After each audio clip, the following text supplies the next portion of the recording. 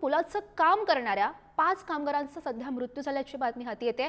कामगार झोपेत होते आणि त्याच दरम्यान पत्र्याच्या शेडवर टिप्परमधील वाळू टाकण्यात आली आणि वाळूच्या वजनाने अंगावर शेड कोसळून झोपेतच या 5 कामगारांचा मृत्यू झालाय।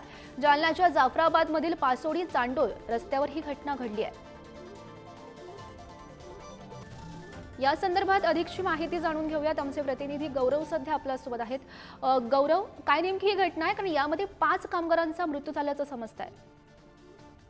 खरंय गौरी, आपण जर पाहायला गेलं तर सदरची घटना जी आहे ही जालन्याच्या जाफराबाद तालुक्यातील पासोडी चांडोळ रस्त्यावर घडलेली आहे। आपण जर पाहायला गेलं तर पासोडी चांडोळ या रस्त्याचं काम चालू होतं, पूल बांधण्याचं काम चालू होतं आणि यावेळी दिवसभर काम करून काल रात्रीच्या सुमारास 5 मजूर जे ते पेत्राचं शेड करून त्या ठिकाणी झोपले होते आणि रात्रीच्या वेळी अवैध वाळूचा उपसा करून वाळू टिप्पर चालकाने त्या ठिकाणी पत्र्यावर खाली केली आणि त्यामध्ये या वाळूच्या ओझ्याखाली दबून जे पत्रा आहे तो पत्र्याचा शेड तुटला आणि त्याखाली दबून या 5 कामगारांचा दुर्दैवी मृत्यू झाल्याची माहिती समोर आलेली आहे। आपण जर पाहायला गेलं तर पासोडी चांडोळ हे जे आहे हे जाफराबाद तालुक्यामध्ये त्यांनी या ठिकाणी पूल बांधण्याचं काम चालू आहे आणि हे सगळे जे 5 मजूर आहेत हे सिल्लोड येथून जाफराबाद या ठिकाणी आले होते। मात्र काल रात्री त्यांच्यावर काळाने घाला घातला आणि या घटनेमध्ये या 5 कामगारांचा दुर्दैवी मृत्यू झाल्याची माहिती समोर आलेली आहे। आपण जर पाहायला गेलं तर ही माहिती जी आहे ती आज सकाळच्या सुमारास उघडकीस आली। त्यानंतर मग पासोडी येथील काही ग्रामस्थांनी त्या ठिकाणी भेट दिली आणि जे मयत मजूर आहे त्यांना पुलाखालून बाहेर काढण्याचं काम केलं आणि त्या ठिकाणी मदत कार्य केलं